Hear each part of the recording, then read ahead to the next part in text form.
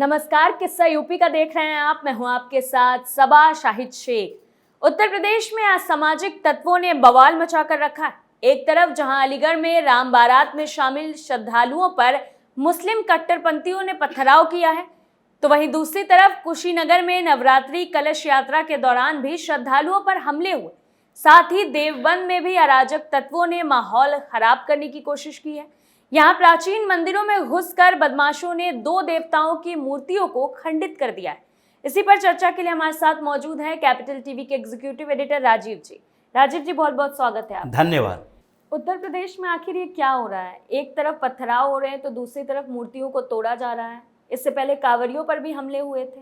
देखिए, जिस तरीके की मानसिकता धीरे धीरे बदलती जा रही है और बौखलाहट सामने आ रहा है, एक तरफ सरकार की तरफ से जो लगातार अंकुश लगाने की कोशिश है, और अभी जो पूरी दुनिया में माहौल खराब हुआ है फिलिस्तीन और इजराइल को लेकर, वो बौखलाहट दूसरे अर्थों में सामने दिखाई पड़ रही है।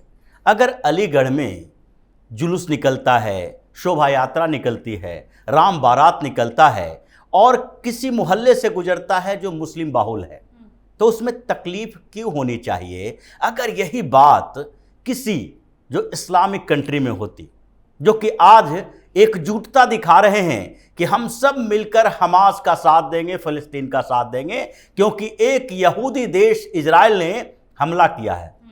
हमला तो पहले हमास की तरफ से हुआ, लेकिन फिर भी प्रतिक्रिया में जो इजराइल ने बमबार्डिंग शुरू कर दी है, बम गिराना शुरू कर दिया है, हमला शुरू कर दिया है, हमास के आतंकियों को समूल नाश करने की कसम खा रखी है। उससे अब बौखलाहट इतनी है कि 57 मुस्लिम देश सब एकजुट होने की कोशिश कर रहे हैं। ईरान अपना टैंक तैयार कर रहा है कि हम फिलिस्तीन के समर्थन में जाएंगे। अब इन मुस्लिम देशों का, इस्लामिक स्टेट जितने हैं, उन जगहों पर अगर किसी दूसरे धर्म के लोग वहां पर रह रहे हों और उन जगहों पर ऐसा काम किया जाए तो क्या होगा?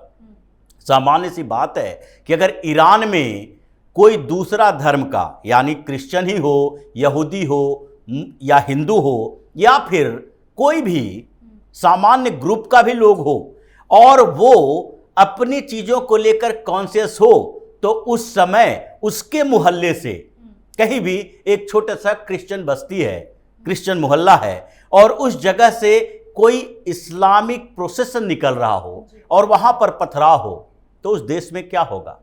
फिर मुश्किल हो जाएगा उन क्रिश्चियनों को वहाँ रहना, क्योंकि ऐसे भी सामान्य तरीके से इस निंदा का कानून इन लोगों पर लागू हो जाता है जो कि वहाँ रह रहे हैं, और कभी अचानक से गलती से भी कुछ ऐसी बातें कर दी जिससे इनके सेंटीमेंट को नुकसान पहुंच रहा है, भावनाएं आहत हो रही है। अब हिंदुस्तान के अंदर देखते हैं, ये कहते हैं, पूरी विपक्षी पार्टियां भी इस बात के लिए बार बार जिक्र करती है कि ये डरे हुए हैं मुसलमान हिंदुस्तान में मुसलमानों को डरा कर रखा गया है। भारतीय जनता पार्टी की सरकार है और ऐसे शासन में हर मुसलमान के अंदर एक खौफ है, डर है।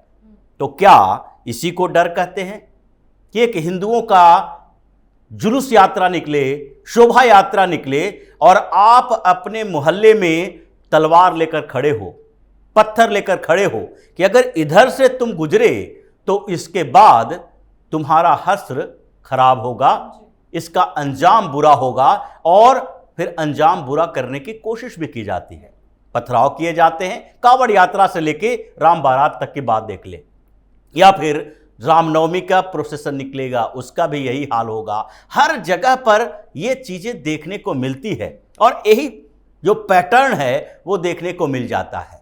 तो अगर हिंदुस्तान के अंदर अगर हिंदू बाहुल्य क्षेत्र है और हिंदू बाहुल्य देश है, वहाँ के हिंदू शोभा यात्रा निकाल रहे हैं, तो क्या वो बीच में बसा हुआ एक मुस्लिम बाहुल्य इलाका पाकिस्तान में पड़ता है, अफगानिस्तान में पड़ता है, ईरान में पड़ता है, या सऊदी अरब का हिस्सा है, जहां पर गैर मुस्लिमों को शोभा यात्रा निकालना क्या, मूर्ति पूजा करना क्या, अपने पैकेज के अंदर किसी की फोटो रखना भी मुश्किल हो जाता है। अपने देवी देवताओं के साथ सम्मान से वो प्रदर्शन नहीं कर सकते, अपने धर्म का प्रदर्शन वो नहीं कर सकते। चोरी चुपके अपने कमरे के अंदर पूजा पाठ कर लो, ये बड़ी बात है। पर्व त्योहार मनाने की तो बात ही अलग है। लेकिन यहाँ पर कहा जाता है कि मुस्लिम डरे हुए हैं भारतीय जनता पार्टी की सरकार में। भारतीय जनता पार्टी की सरकार उत्तर प्रदेश में भी है, लेकिन फिर भी उत्तर प्रदेश में योगी जैसा सीएम जो कि हर अपराधियों की को सजा देने के लिए तत्पर रहते हैं, माफिया कांप रहे हैं, और ये लोग हर बार जबकि ऐसा काम करते हैं तो उन्हें सजा दी जाती है। जितने भी कांवड़ यात्रा के दौरान भी अगर इन लोगों ने पथराव किया तो उसकी भी सजा दी गई। सीसीटीवी फुटेज निकाले जाते हैं, नाम दर्ज होते हैं, एफआईआर होते हैं, और फिर ये जेल में भी जाते हैं। लेकिन सुधार नहीं हो रहा, क्योंकि सुधार के लिए मानसिक स्तर पर सुधार चाहिए। आपके दिमाग में ये होना चाहिए कि जिस सेकुलरिज्म और डेमोक्रेसी के छत्र छाया में हिंदुस्तान में हम स्वतंत्रता से रह रहे हैं, जिन लोगों ने हमें ये अधिकार दिया है, उन लोगों को अधिकारों को हम कुचलेंगे तो वो कम से कम इस बात के लिए तैयार हैं कि हमें फिर भी संरक्षण देते रहेंगे।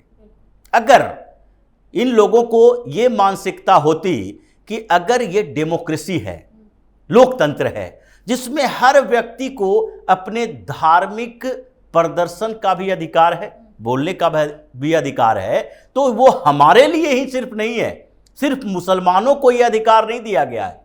मुस्लिम अगर अपने जुलूस यात्रा में, अपने यात्रा में, या नमाज के समय, या फिर किसी समय में अगर अपने धर्म का प्रदर्शन करते हैं और उस समय कभी भी ये नहीं देखा जाता है कि उनके ऊपर हमला किया गया, तो उनको ये समझना चाहिए कि हिंदुओं को भी हम प्रवोक करने की कोशिश न करें। अभी तक आपको कानूनी तरीके से सजा मिलती रही है। 10, 20, 25, 50 लोग जो भी गिरफ्तार होंगे और जिन्हें गिरफ्तार किया जा रहा है, जिनका नाम सामने आ रहा है, उन लोगों को कुछ दिन की सजा होगी। लेकिन अगर ये सजा कानून न दे के ये लोग अपने हाथों में ले ले, अगर यहाँ के बहुसंख्यक आबादी जो हिंदू है वो ये समझना शुरू कर दे कि ये लोग हमें देखना नहीं चाहते हैं तो हम इसे देखना क्यों चाहें, अगर ये हमारे अधिकारों को स्वीकार नहीं करते हैं तो हम इनके अधिकारों के स्वीकार करने और सुरक्षा करने की जिम्मेदारी क्यों उठाएं। जिस तरीके से हमारे साथ ये कर रहा है हम भी इसके साथ करें, और ये बड़े स्तर पर जो दंगे हो जाएं तो उसके बाद इन लोगों को अपने घरों में सुरक्षित रहना मुश्किल हो जाएगा। जैसा कि कई इस्लामिक कंट्रीज में हुआ है कि वहाँ से, जैसे पाकिस्तान ही है, पाकिस्तान और हिंदुस्तान से बना, और वहाँ पर उस समय एक पैक्ट हुआ, नेहरू लियाकत पैक्ट, कि दोनों अपने अपने यहाँ अल्पसंख्यकों के अधिकारों की सुरक्षा करेंगे। अल्पसंख्यक मतलब पाकिस्तान के लिए अल्पसंख्यक जो है वो हिंदू है, सिख है, बौद्ध है, गैर मुस्लिम जो भी हैं वहां पर अल्पसंख्यक है। हिंदुस्तान के लिए अल्पसंख्यक कौन है? मुस्लिम है, ईसाई है, सिख है, जो भी माइनॉरिटी वर्ग आते हैं, यानी गैर हिंदू जो यहाँ हैं ये अल्पसंख्यक में आएंगे। 80% से ज़्यादा हिंदू है तो गैर हिंदू अल्पसंख्यक होंगे। अलग अलग स्टेट में अलग अलग व्यवस्थाएं हो सकती है। लेकिन नेहरू लियाकत पैक्ट के बावजूद पाकिस्तान की स्थिति क्या रही? पाकिस्तान से हिंदू भगाए जाते रहे, सिख भगाए जाते रहे। वहाँ पर हिंदुओं की आबादी 10-12% से घटते घटते 0.5% हो गई। वहाँ पर न जिन्ना न लियाकत अली, इन लोगों ने कभी हिंदुओं के अधिकारों की सुरक्षा नहीं की। वहाँ के कानून को वहाँ के मुसलमानों ने अपने हाथ में लिया, और इसलिए वहाँ से गैर मुस्लिमों को पलायन करना पड़ा। जो आज भारत सरकार है सीएए का कानून लाई है, और जो वो कानून है इसीलिए है कि पाकिस्तान, बांग्लादेश या अफगानिस्तान में अल्पसंख्यक यानी हिंदुओं के, ईसाइयों को, या फिर बौद्ध या फिर जैन या फिर सिखों, इन लोगों के अधिकारों की सुरक्षा नहीं की जा रही है, धर्म के आधार पर प्रताड़ित किया जा रहा है। तो ये अगर भारत आते हैं शरण लेने के लिए, जो लगातार आ रहे हैं, तो उनको भारत में भी हमेशा शरणार्थी न माना जाए। उसको यहाँ का नागरिक बनाने के लिए सुविधाएं दे, समय को कम करो, कम समय में 5 साल में, 8 साल में उसको नागरिकता दे दो। अब इसके लिए यहाँ बौखलाहट जो हुई वो एक अलग मैटर है।